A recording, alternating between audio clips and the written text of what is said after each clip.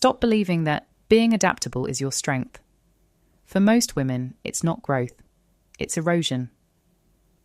They told women to be flexible, to adjust, to become what the situation demands.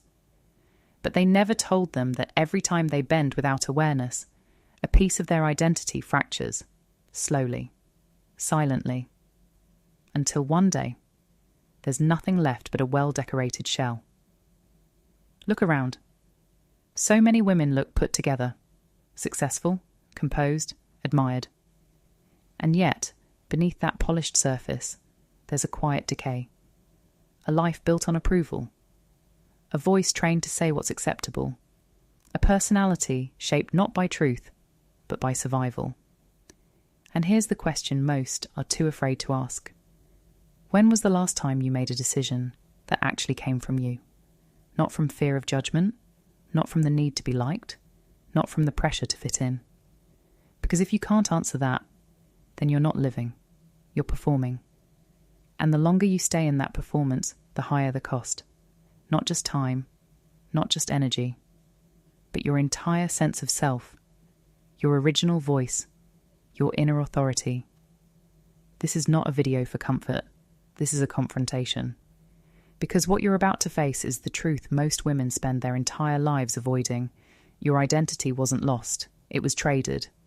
And now, it's time to take it back. I remember the exact moment I realised something inside me had gone numb. It wasn't dramatic, no breakdown, no tears. Just a quiet, suffocating stillness. I was sitting in a room full of people who respected me. People who described me as strong, reliable, mature. I smiled when I was supposed to. I said the right things. I played my role perfectly. And yet, I felt nothing. Not pride, not joy, not even anger. Just a strange emptiness. Like I had been slowly disappearing behind a version of myself that everyone else seemed to love. That was the first crack. At first, I tried to fix it the way I had been taught. Improve more, be better, be more disciplined, more patient, more understanding. I told myself this was just a phase, that maybe I needed to try harder to feel fulfilled. But the harder I tried, the more exhausted I became. Because deep down, something felt off. I wasn't building a life, I was maintaining an image. And the truth is, maintaining an image is one of the most draining forms of self-betrayal. You are constantly editing yourself, filtering your thoughts, adjusting your reactions, until you don't even know what's real anymore. You become fluent in everyone else's expectations and completely illiterate in your own needs. That was my reality. I couldn't even answer simple questions anymore. What do I actually want? What do I genuinely enjoy? What feels aligned with me, not just acceptable to others? And that's when it hit me. The problem wasn't that I had lost myself. The problem was I had been trained to abandon myself. Slowly, systematically, socially rewarded for it. Every time I chose peace over honesty, even when it cost me my voice. Every time I said yes to avoid discomfort, even when it violated my boundaries. Every time I shaped myself into something more digestible, more agreeable, more appropriate. I thought I was becoming better, but I was becoming smaller. And then came the breaking point. One night, I caught my reflection in the mirror, and for a second, I didn't recognize the woman staring back at me. She looked composed, controlled, even admirable. But her eyes were empty, not broken, not weak, just disconnected. And in that moment, a question surfaced that I could no longer ignore. If no one were watching, would I still be this person? The silence that followed was unbearable, because the answer was no. And that's when I understood something that changed everything. My exhaustion wasn't coming from life. It was coming from the constant performance of a version of myself that was never truly mine. That realization hurt. But it also gave me clarity. Because once you see the pattern, You can't unsee it. And this is where most people get it wrong. They think identity is something you find, like it's hidden somewhere, waiting to be discovered. But that's not how it works. Identity is not something you find. It's something you stop abandoning. In Stoic philosophy, there's a brutal but liberating truth. You suffer not because of what happens to you, but because of what you allow to define you. And I had allowed too much. I had allowed approval to define my worth.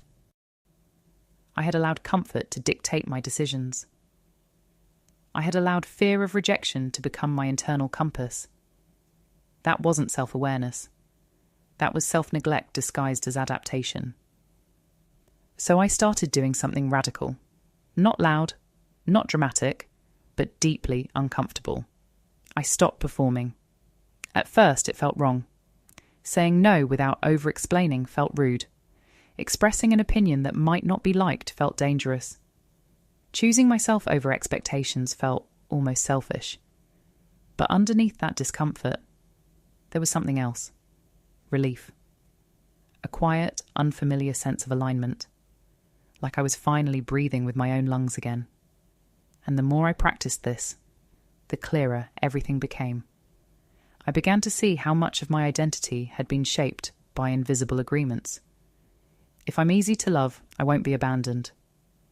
If I'm agreeable, I'll be accepted. If I meet expectations, I'll be safe. But safety built on self-erasure is not safety. It's a slow form of internal collapse. And here's the shift that changed everything. I stopped asking, will they approve of this? And started asking, is this true to me? That question became my filter, my boundary, my return point. And slowly, piece by piece, I started reclaiming something I didn't even realize I had lost. My voice. Not the polite version, not the edited version, the real one. The one that doesn't always make people comfortable. The one that doesn't always fit expectations. The one that chooses truth over approval. And that's when I understood what identity really is. It's not your style. It's not your achievements. It's not how others describe you. It's your ability to remain rooted in your own truth, even when the world tries to reshape you. That's self-mastery. That's power. And that's where everything begins to change. Now you understand the truth, but understanding alone changes nothing. If you don't act, you will drift back into the same pattern, the same performance, the same quiet self-erasure. So here is your exit plan. First, identify the roles you are playing that are killing your identity. Write them down. The perfect daughter, the easy partner, the reliable one who never complains. See them clearly. These are not your essence. They are learned behaviours. Second, set one non-negotiable boundary. Not 10, just one. Something small but real. Say no without explaining. Speak your opinion without softening it. Choose what aligns with you, even if it creates tension. This is where your self-mastery begins. Third, make one decision in the next 24 hours that reflects your true self.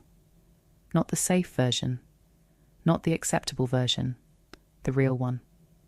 Act before fear has time to negotiate you back into your cage. Because here's the truth. Most people will never tell you. You don't find your identity by thinking about it. You build it. Every time you choose yourself over approval, you are not here to be easy to accept. You are here to be real. And if you're ready to take back control, don't explain it. Don't justify it. Just begin.